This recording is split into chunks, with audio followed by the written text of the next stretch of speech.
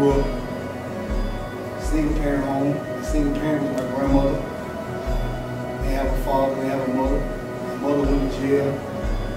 Daddy went to jail at the age of, I was 10. My mother did 10 years in prison. My daddy did 15 years in prison.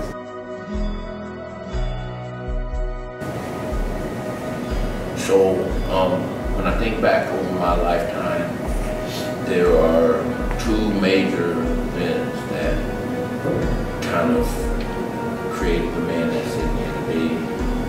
When I was 8 years old, I was sitting in the living room with my father, watching the Golden Girls when he collapsed. On that day, my father had a massive stroke, and my childhood ended.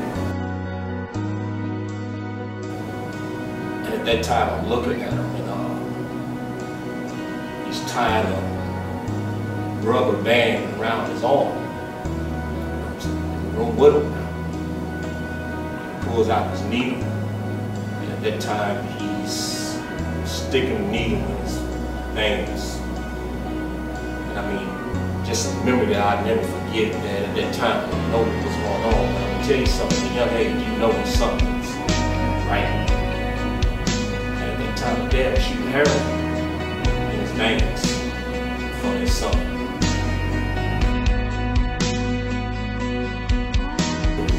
So my father and I had a great relationship, however, he wasn't in the household.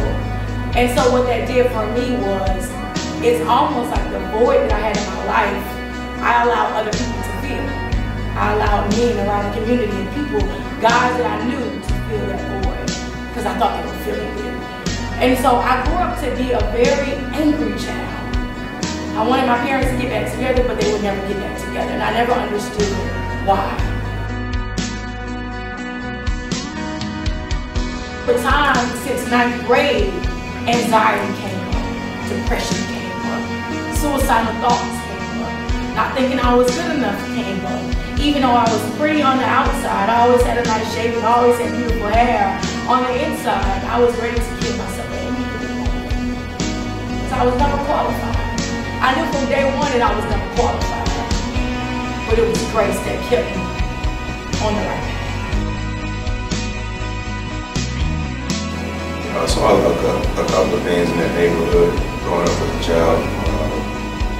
Witnessed maybe 1 or 2 murders, a lot of drugs in the community. Every boy on the street that I grew up with went to prison except for me. And they did at least 10 years. And looking back on it, the struggles were decision making, one, and also forgiving. Dealing with unforgiveness as well.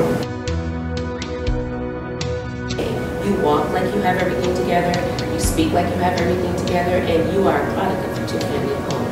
However, I had a child at the age of 17. With having a child at the age of 17, that brought about abandonment. My father not speaking to me the whole time of the pregnancy, and he still doesn't speak to me now, as well as friends shying away from you. So, what does that bring on? Low self-esteem, not knowing what to do, not being able to be a real high school student, and having to get a job, and learning the responsibility of being a parent at an early age. I believe the thing that was the hardest for me was, kids have always been mean.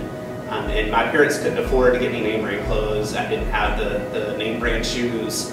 And I got this nickname in high school that was Kmart Boy. And that was a nickname that stuck with me. And I don't think I realized at the time how much that impacted my self-esteem, how much it impacted my identity. But looking back, even to this day, when I think about Kmart, it always brings back memories of that name being placed on me. Right up the street, at the Ridge, is where my journey started. I know many of you walk past that picture over the concession stand in the gym, and you see this girl that was ESPN Top 100, #1 player in the state, all of these different accolades, but there was a lot of pain that came prior to that picture, and even after.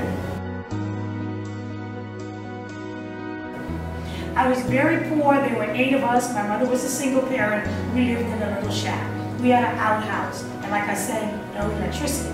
However, there was a church next door, and there was a pastor, and he would always leave the light on the porch of the church. And he said, I'm leaving this light on in case you wanted to come and read at night. It was a very tough neighborhood where I lived. However, I knew that if I sat on the church porch next to the graveyard, then no one would bother me. Struggle I had to overcome. That was getting to the point where I was comfortable in my skin. I remember vividly as a child having fun, but when I got to a certain point of maturity, got around other young men and young women who seemed to be cooler, better looking, had things I didn't have, and I struggled with that. It really got to be a struggle when people started to talk about me, talk about me.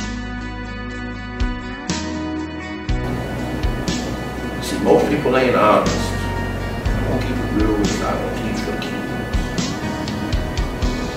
I teach to keep myself out of the circumstances and I try to stay in myself. I do this to save the people. I show up every day and give them everything I've got. Just to remove my feelings out of myself.